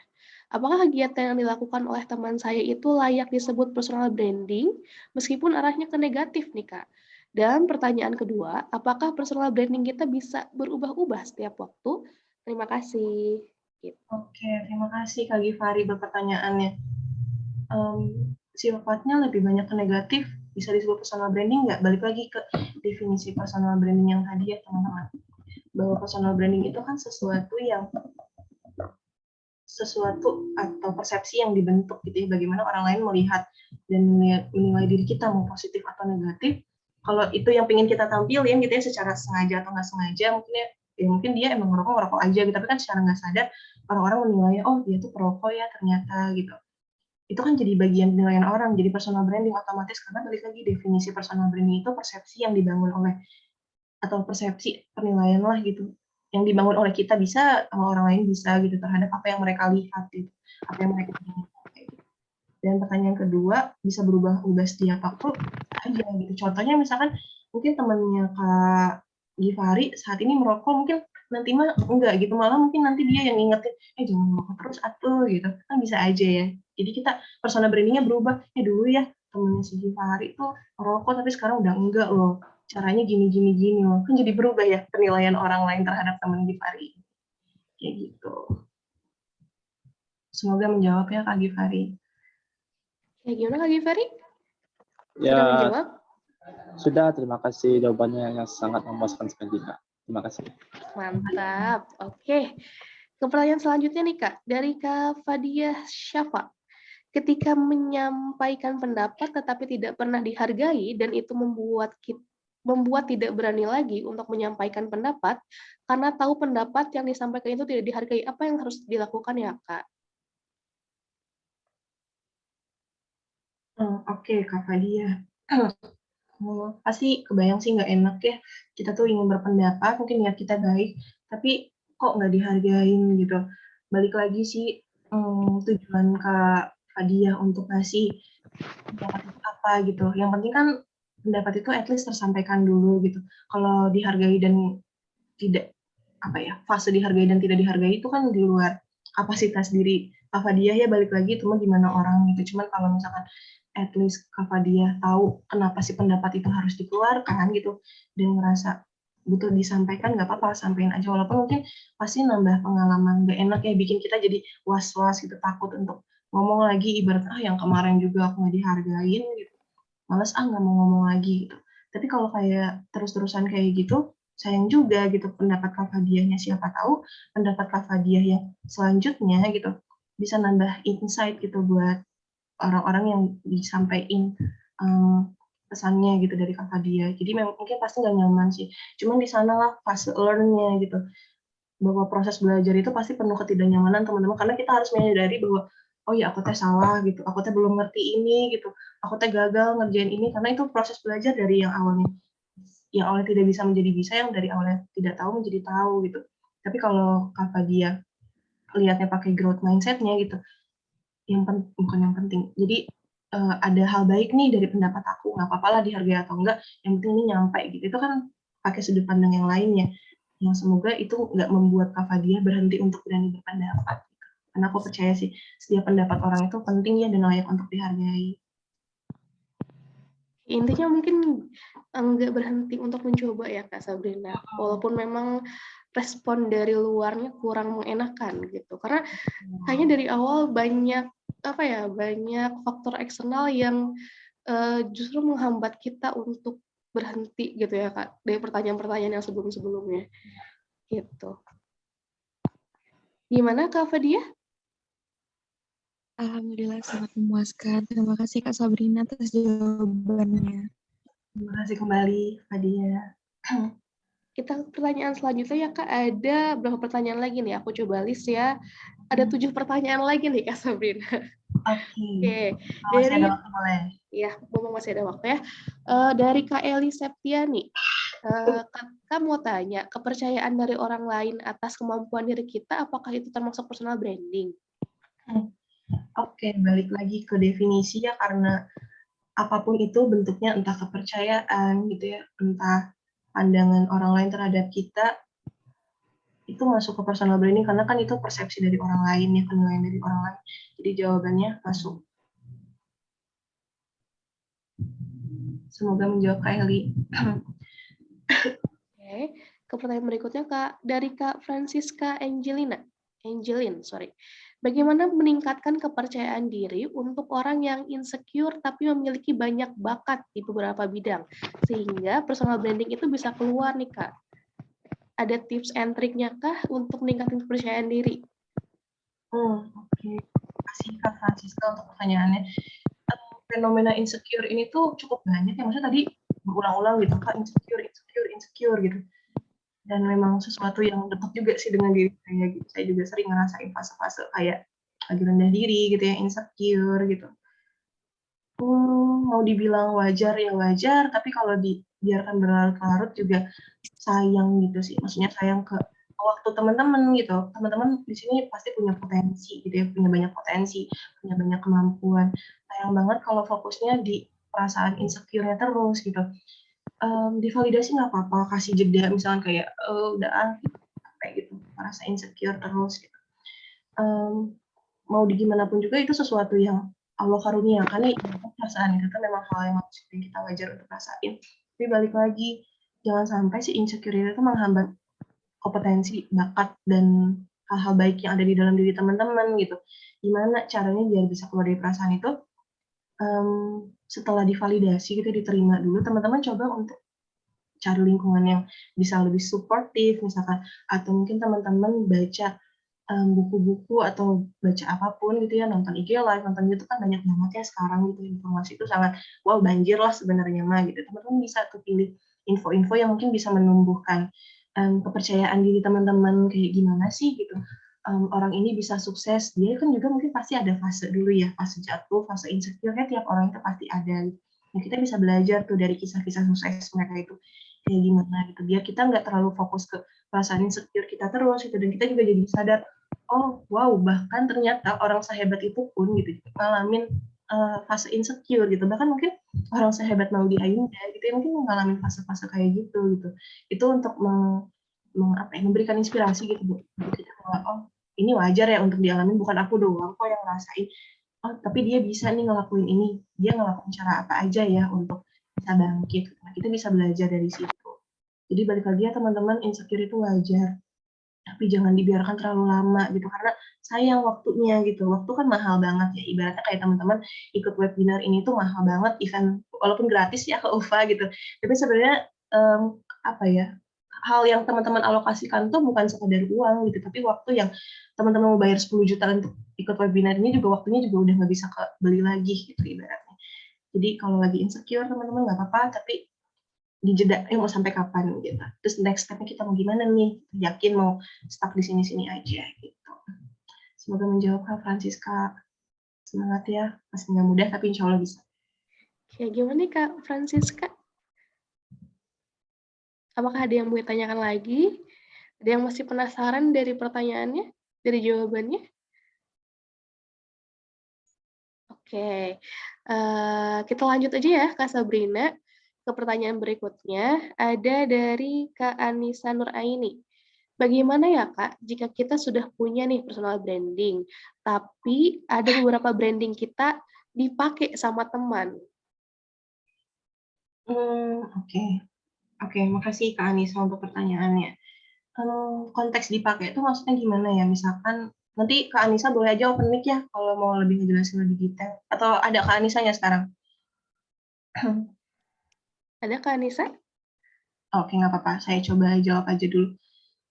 Sebenarnya balik lagi ya, setiap orang tuh kan pasti punya keunikan masing-masingnya, dan kadang kita punya ada rasa kepemilikan bahwa ini tuh kayaknya cuman aku deh yang punya, gitu tuh wajar banget ya, karena manusia kan punya sifat egosentrik gitu ya, ibaratnya fokusnya ke diri sendiri gitu. Cuman balik lagi kalau kita fokusnya ke orang lain, kan banyak juga ya kejadian karya-karya orang hebat di luar sana juga dijiplak ibaratnya gitu. Banyak yang mungkin ditiru-tiruin gayanya gitu, tapi kita sadar sendiri nggak sih, ibaratnya kayak keotentikan orang ini mah nggak bisa di-copy gitu sama orang lain gitu. Jadi orang-orang insya Allah bisa menilai kok gitu, mana yang memang asli, yang memang dibentuk dengan proses gitu, mana yang cuma sekedar ambil comot gitu pakai, ambil comot pakai, pasti akan kelihatan bedanya. Makanya balik lagi personal branding itu butuh waktu dan proses untuk proses pembentukannya, karena itu yang ngebedain gitu. Orang yang instan ngedapetin sesuatu itu akan beda dengan yang butuh proses, karena dia akan lebih kaya dengan pengalaman gitu ya, dengan dibentur-bentur gitu ya ibaratnya, jadi lebih ke bentuknya tuh ada prosesnya lah di sana gitu. Jadi bagaimana sikap kita mah ya udah biarin aja gitu, ada orang lain, asal kita nggak ngerugiin orang lain mah nggak apa-apa gitu. Oke, berarti intinya kita harus setiap orang itu punya uniknya masing-masing ya, Kak Sabrina. Gitu. Oke, gimana Kak Anissa? Apakah udah hadir? Oke, kita ke pertanyaan berikutnya ya Kak. Ada 4 pertanyaan lagi nih. Dari Kak Ammar Labib, ketika suatu saat saya berhasil membangun sebuah personal branding, orang-orang beranggapan bahwa saya hanya pencitraan belaka. Bagaimana cara menanggapi mereka, Kak? Wah, iya nih, kadang sering banget ya ketika kita udah ngebangun personal branding, tapi kadang orang ngelihatnya pencitraan, komentar-komentar negatif kadang suka muncul aja ya, Kak Sabrina. Ini gimana sih cara nanggapinnya? Aduh iya banget lagi Kak Ulfa, banyak netizen gitu ya, zaman sekarang mah siapapun bisa berkomentar, even pakai second account gitu ya, pakai akun-akun anon gitu ya.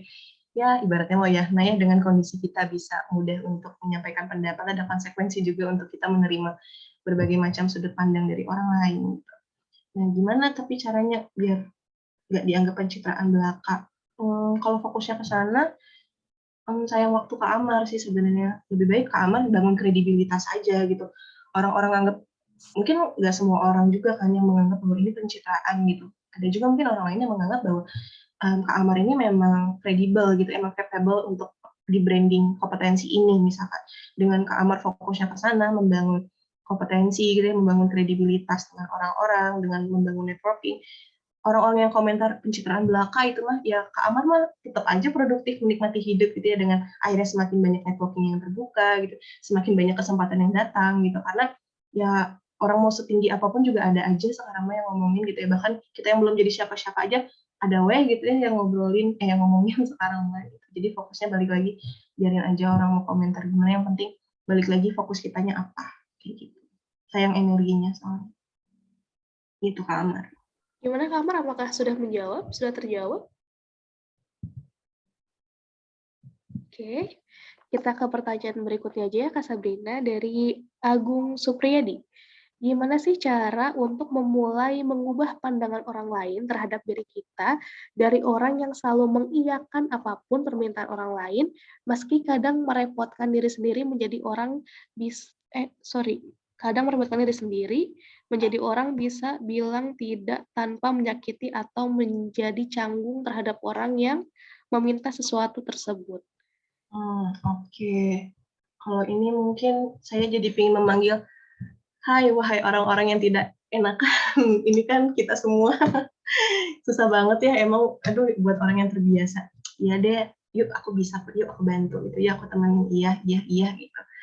Menjadi untuk memulai pola yang baru dengan bilang tidak tuh pasti sulit gitu ya, apalagi kita yang buat orang yang nggak enakan tuh kayak, aduh gitu bukan maksudnya, enggak gitu sih gitu, tapi mau sampai kapan gitu Kak Agung untuk mengiyakan semua permintaan orang lain misalkan, karena ya Kak Agung juga berhak kok gitu untuk bilang iya atau tidak, karena selama itu bukan tanggung jawab Kak Agung gitu ya misalkan, atau bukan sesuatu yang berkorelasi penuh dan berpengaruh terhadap hidup Kak Agung, nggak apa-apa gitu bilang tidak. Bilang tidak itu bukan suatu kesalahan gitu. Dan gimana untuk memulai mengubah pandangan yang awalnya dia mah iya mau-mau aja kok sekarang jadi enggak, ya balik lagi itu mah di luar kuasa kita ya, yang penting kitanya tahu konsekuensi aja sih dengan bilang iya. Konsekuensinya apa, bilang tidak konsekuensinya apa. Nah, lebih banyak plus minus yang mana nih Kak Agung bisa pilih sendiri. Misalkan ya udah deh aku masih kuat bilang iya gitu, tapi terima ya konsekuensinya gitu. Tapi misalkan kalau terus sebenarnya aku tuh udah nggak bisa, udah capek banget gitu ngeiyain semua orang terus, aku juga butuh waktu dong buat diri sendiri, ya udah bilang tidak gitu, semudah itu. Mau gimana pun respons atau reaksi orang lain terhadap Kak Agung, ya itu bagian konsekuensi gitu, dan hidup mah kayak gitu ya, penuh konsekuensi gitu dari setiap pilihan yang kita ambil sebenarnya. Kayak gitu Kak Agung.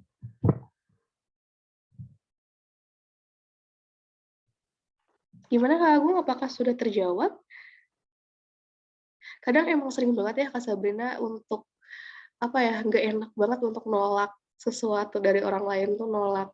Bilang enggak aja tuh kayak berat banget. Di ujung Gim tenggorokan udah mau tapi iya. Siapa? Aduh. Harus dikurangi. Oke, kita lanjut ke pertanyaan berikutnya kali ya, Kak Sabrina. Dari Kak Asma Imarah. Cukup panjang pertanyaannya, aku coba bacain ya. Gimana caranya mengatasi rasa takut karena di stigma sok bisa? Misalkan biasanya diminta di suatu bidang, terus mereka berekspektasi tinggi kalau kemampuan kita itu bisa di level yang lebih tinggi. Tapi memang belum sampai di level itu dan kita udah bilang kalau aku bisa di bidang ini, tapi aku belum sampai di level itu. Tapi mereka memaksa karena mereka yakin kalau kita bisa di level itu. Dan akhirnya kurang maksimal karena memang belum sampai di level yang diharapkan. Dan jadinya dicap sok bisa. Dan jadinya nggak sesuai harapan juga. Gimana cara memperbaikinya ya, Kak? Gitu. Atau mungkin Kak Asmanya mau open mic untuk langsung bertanya sama Kak Sabrina? Boleh Kak, kalau mau ngobrol lebih lanjut. Kalau enggak, saya coba jawab ya. Semoga pesan yang Kak Asma maksud bisa saya tangkap gitu. Kebayang ya, yang awalnya mungkin Kak Asma udah tahu nih level kompetensi aku tuh segini gitu. Tapi orang lain tuh menganggap bisa kok segini, yuk bisa yuk gitu. Tapi setelah dicoba gitu, saya tadinya menganggap oh ini ingin ngajak Kak Asma untuk lebih berkembang gitu ya. Tapi ternyata dari cerita Kak Asma malah ada apa ya? Tadi ya, stigma gitu atau di label sok bisa gitu, yang ini mungkin konotasinya pemaknaannya bisa positif, bisa negatif tergantung pemaknaan kita juga sih. Yang pasti nggak nyaman ya, karena ya kita juga harapannya bisa menuhin ekspektasi orang gitu ya, kalau memang harapan orang lain itu baik. Cuman balik lagi, namanya proses belajar nggak ada yang sempurna.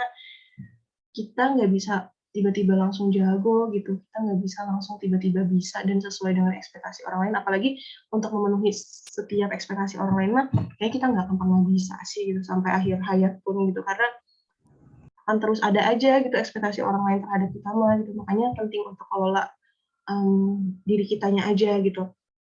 Kalau misalkan jadi ada feedback nggak enak gitu ya dari kejadian itu, Asma, ya udah jadiin pembelajaran aja gitu, jadi pengalaman, ya udah jadi bahan apa ya, tabungan gitu, tabungan pengalaman. Oh iya dulu aku dapat pengalaman kayak gini nih, apa yang bisa diperbaiki dari diri akunya gitu. Kalau dari diri orang lainnya mah itu mah urusan mereka lah gitu ya, kecuali Kak Asma mungkin masih ingin mengkomunikasikannya dengan asertif kayak gimana ya ngejelasinnya, misalkan jadi ada bahan obrolan, nanti misalkan kalau ada kesempatan lagi aku mau kok cobain yang kalian bukan cuma yang kalian minta tuh ya, aku mau kok belajar lagi gitu. Tapi kalau misalkan ada yang kurang, belum sesuai nih sama target atau harapan kalian, boleh kasih feedback ya gitu, biar Kak Asmanya juga ibaratnya jadi tahu kan gitu apa yang harus diperbaiki, daripada masuk kok Sundanya keluar, misalnya kayak cobain dong Asma gitu, udah dicoba ya kok nggak bisa sih, kirain bisa, so bisa deh lu kan, lah bingung kita gitu kan, kita awalnya ibaratnya diminta tolong gitu. Jadi misalnya kalau mau ada komunikasi asertif lagi untuk ibaratnya memperbaiki relasi biar nggak kejadian lagi kayak gitu, bisa gitu dengan komunikasi asertif. Tapi kalau misalkan udahlah mau fokus ke diri aku aja, kalau itu mungkin jadi bahan belajar aku ke depannya gitu. Aku juga banyak belajar sih kemarin, dapat kesempatan ngelakuin ini itu walaupun mungkin belum sesuai harapan, tapi ya nggak apa-apa, aku jadi dapat pembelajaran kok dari sana. Itu yang mahal sebenarnya pengalamannya gitu, karena nggak bisa diulang lagi ibaratnya kayak gitu. Semoga menjawab Kak Asma. Oke, gimana nih Kak Asma? Apakah sudah terjawab? Oke, kita lanjut ke 2 pertanyaan lagi nih Kak Sabrina. Oke, dari Kak Anggi Saskia. Gimana sih cara mengembangkan personal branding di dunia perkuliahan agar tidak dianggap pencitraan atau mencari muka oleh teman bahkan oleh dosen? Oh, ini udah tadi ada dia profesionalnya, ada yang di bidang teman-teman perkuliahan nih. Gimana nih Kak? Ada tips and triknya kah? Aduh, jadi kangen kuliah ya, lupa kebetulan lupa ini teman kuliah aku, ya Allah asli kangen banget. Iya sih, kebayangnya kadang namanya komentar netizen ya Kak Anggi, ada aja gitu, padahal niat kita mah ya pingin, misalkan memang pingin jadi penanggung jawab kelas, misalkan memang pingin aktif bertanya gitu ya, karena ada hal-hal yang memang pingin kita cari gitu ya, misalkan kita yang pengen lebih tahu, kita juga mungkin pengen cari ilmu dari dosen tersebut, akhirnya jadi penanggung jawab gitu. Kalau gimana ya, kalau dianggap pencitraan sama orang lain, ya udah gitu, udah fokus kita mah bukan ke sana gitu, ibaratnya kita kan yang lebih tahu gitu ya niat kita tuh apa. Kalau misalkan niat kita juga untuk nyari pencitraan di depan dosen, ya udah gitu. Itu kan Kak Anggi yang ngejalanin misalkan, tapi kalau misalkan ternyata padahal aku tuh nggak niat pencitraan, dah Kak gitu. Aku tuh udah emang pengen dekat aja sama dosen gitu. Soalnya dosen ini tuh ya inspiratif banget, bla bla bla. Ya udah fokusnya ke sana aja. Orang lain mau komentar gimana pun, nggak akan gimana ya. Kak Anggi yang ngejalanin gitu. Sayang juga misalnya kalau awalnya Kak Anggi udah dapat manfaat nih dengan misalkan sering aktif di kelas gitu ya, dekat sama dosen, terus akhirnya jadi kayak, enggak, aku nggak mau kayak gitu lagi, ntar dianggap sok lagi, dianggap pencitraan sama orang lain, ya sayang dong gitu masa kuliahnya gitu. Jangan sampai gitu komentar orang lain itu membuat teman-teman berhenti buat berkembang gitu, karena sekedar omongan orang lain yang sebenarnya belum tentu benar juga kan gitu, apa iya emang pencitraan gitu. Kayak gitu. Semoga menjawab ya Kak Anggi, Saskia. Baik, terima kasih Kak Sabrina. Oke. Kak Arya ada raise hand, gimana Kak? Boleh open mic-nya?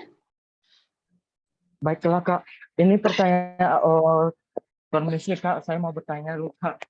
Maaf sebelumnya, background belum terpasang soal tadi ada mengikuti dari seminar dari yang lain juga Kak. Oke, Begitu, it's Kak. okay. Silakan Kak Ini Arya. pertanyaan saya Kak. Apakah perlu nggak kita tampak menonjol untuk bisa nampak personal branding kita misalkan di akun? Itu bagaimana dengan orang-orang introvert yang gimana ya?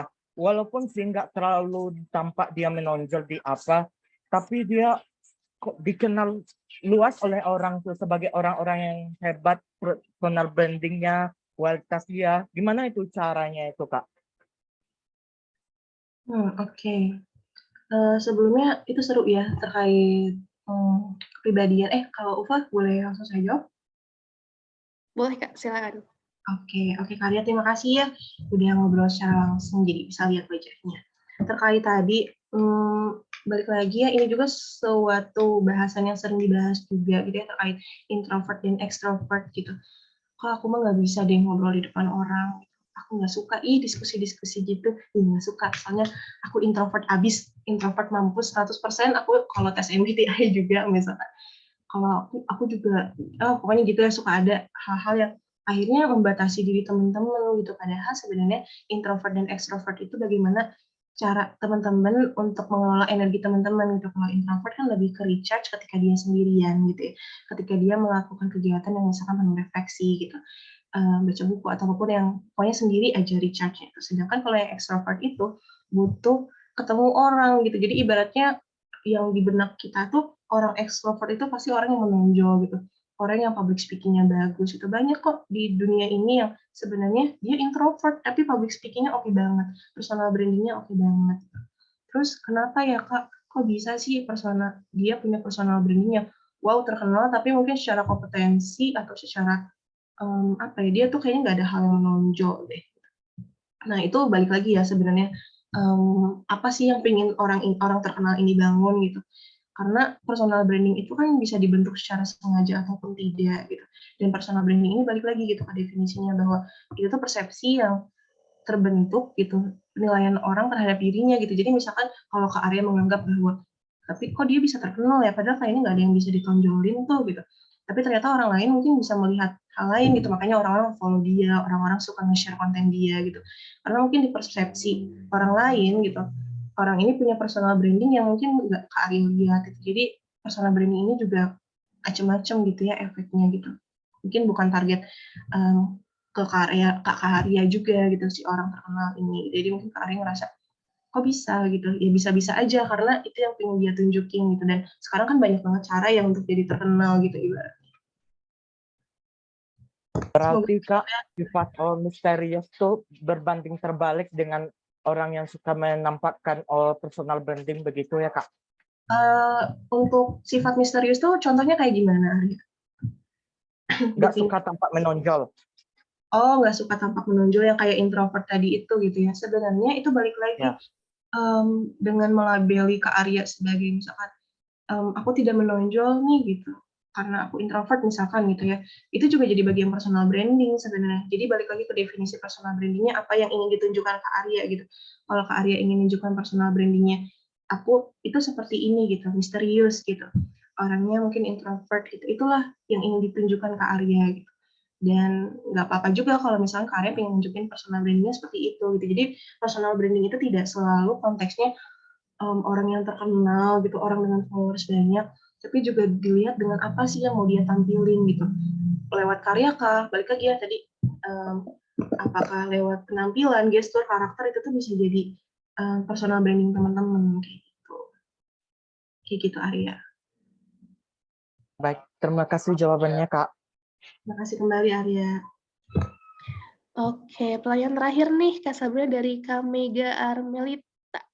Bagaimana sih meyakinkan diri dengan pandangan orang-orang yang menganggap kita bisa memimpin suatu organisasi, sedangkan mereka hanya melihat sisi kita yang hanya rajin masuk forum, tapi belum berani mengeluarkan pendapat. Hal kebiasaan yang seperti apa yang harus kita lakukan agar lebih dipercaya diri? Oke, tentang percaya diri ya. Wah, keren banget nih Kak Mega gitu kalau diamanahi untuk memimpin suatu organisasi, sesuatu yang amanah dan mungkin nggak mudah. Nah, ini balik lagi Kak Mega untuk di poin keempat. Konsisten dan mulai dari saat ini gitu. Kalau Kak Mega ingin percaya diri, mulai lakuin gitu ciri-ciri orang leadership itu, seorang pemimpin itu harus punya soft skill apa aja sih gitu, punya kemampuan apa aja, mengemukakan pendapat itu udah pasti ya. Kebayang dong kalau pemimpinnya cuma terbiasa diam dan nunggu staffnya doang gitu yang koordinasi, kan dia sebagai kepala juga yang harus punya otoritas gitu ya ibaratnya. Nah itu kan berarti salah satunya ya Kak Mega di sini berarti udah punya awareness gitu sebenarnya tentang itu. Berarti gimana caranya untuk lebih percaya diri ya dengan memulai aja gitu, coba mulai utarain pendapat gitu, mulai lakuin hal-hal yang seorang pemimpin lakuin itu kayak gimana sih gitu. Kalau mungkin ada rasa aduh aku bisa nggak ya, soalnya aku tuh terbiasa dinilai orang tuh ngelihat aku tuh rajin masuk forum aja nih, tapi belum berani buat ngutarain pendapat. Apa iya nih aku bisa jadi pemimpin gitu. Nah, di situ challenge-nya gitu ya. Yang awalnya nggak bisa jadi bisa, yang dari awalnya nggak tahu jadi tahu. Kita dobrak gitu, kita kasih push gitu ke diri kita. Kadang kita tuh, aduh bisa nggak ya? Karena nggak tahu gitu, karena kita nggak nyoba. Ternyata pas kita coba, pas masuk forum nyobain ngutarain pendapat nih kayak Kak Mega sekarang kan dia juga mengutarakan pendapat ya, berbagi gitu, bertanya. Itu juga kan suatu bentuk langkah awal gitu yang bisa dimulai dari saat ini gitu, dan itu hal kecil yang perlu diapresiasi menurut saya gitu. Jadi gimana biar lebih percaya diri, kungkung diri dengan hal-hal yang positif ya salah satunya, terus mencoba hal-hal baru gitu, karena kepercayaan diri itu bisa muncul ketika kita tahu, oh ternyata aku bisa gitu, ataupun ketika kita gagal, kita tetap terjaga gitu self-esteem bahwa kali ini aku gagal, tapi aku percaya ke depannya aku bisa lebih baik gitu. Kemarin aku gagal karena apa-apa, dicoba di list gitu. Apa yang belum optimal dari aku dicoba di list. Nanti dari situ kita akan belajar dan semoga bisa meningkatkan kepercayaan diri dari Kak Mega gitu. Mega gimana? Apakah sudah terjawab? Karena Kak Mega ini bertanya 2 kali nih Kak Sabrina. Tadi di awal udah. Iya, asing. Iya. Gimana apakah Kak Mega ada? Oke. Sepertinya sudah cukup nih Kak, dan yang tadi adalah pertanyaan terakhirnya dari teman-teman semua. Saya kembalikan lagi ke Dimas ya, ke moderatornya, karena sudah stabil katanya Wi-Fi-nya. Iya, masih Kak Ufa, masih. Ya. Oke, alhamdulillah kita telah sampai di penghujung acara. Sebelum mengakhiri acara, kita foto terlebih dahulu ya, untuk mengabadikan acara pada hari ini. Boleh on cam terlebih dahulu semuanya? Oke. Oke. Udah siap ya Kak Ufa? Siap. Oke. Aba-aba dari saya ya. Oke, 1, 2, 3. Oke, sebentar.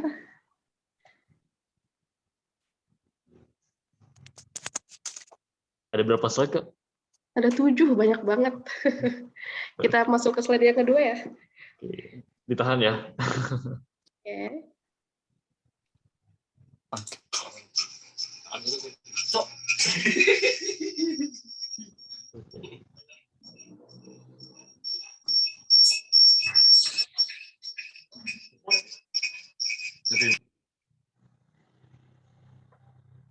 Oke, sudah cukup Kak Dimas. Oke, terima kasih Kak. Nah, sebelum ditutup, aku mau ngumumin nih siapa yang dapat the prize dari Banana Chip. Banana Chip. Oke.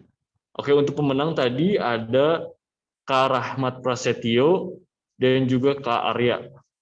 Nanti boleh chat aku ya di WA untuk nama lengkap dan alamat lengkapnya ya, Kak. Terima kasih, Kak. Ya, Thank you so much. Oke. Oke, selesai sudah acara webinar pada hari ini. Terima kasih kepada Banana Chips, kepada narasumber, serta para peserta yang telah menyimak acara dari awal sampai akhir. Semoga banyak ilmu yang didapat untuk diaplikasikan dalam kehidupan sehari-hari. Oke, jangan lupa follow sosial media misteredu.id karena minggu depan kita bakal ada webinar tentang CV nih dan bakal banyak banget acara-acara yang bakal diadain oleh Mr. Edu. Aku juga mau ngingetin buat isi link absensi dan link evaluasi ya di kolom chat. Aku mewakili panitia yang bertugas menyampaikan mohon maaf atas salah kata atau perbuatan. Akhir kata, terima kasih dan wassalamualaikum warahmatullahi wabarakatuh. Waalaikumsalam warahmatullahi wabarakatuh. Waalaikumsalam warahmatullahi wabarakatuh. Waalaikumsalam Thank you so much atas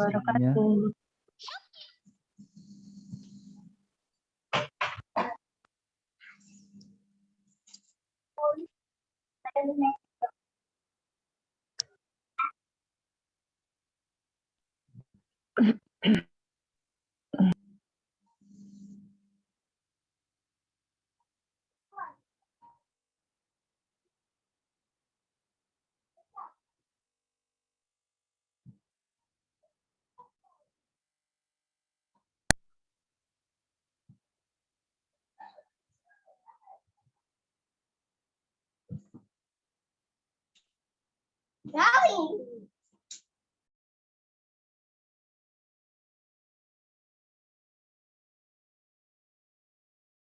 Buat teman-teman yang masih mau ngisi form evaluasinya, boleh di-scan barcode-nya atau diketik bit.ly-nya. Karena evaluasi dari teman-teman sangat berharga buat nanti event-event Mr. Edu berikutnya.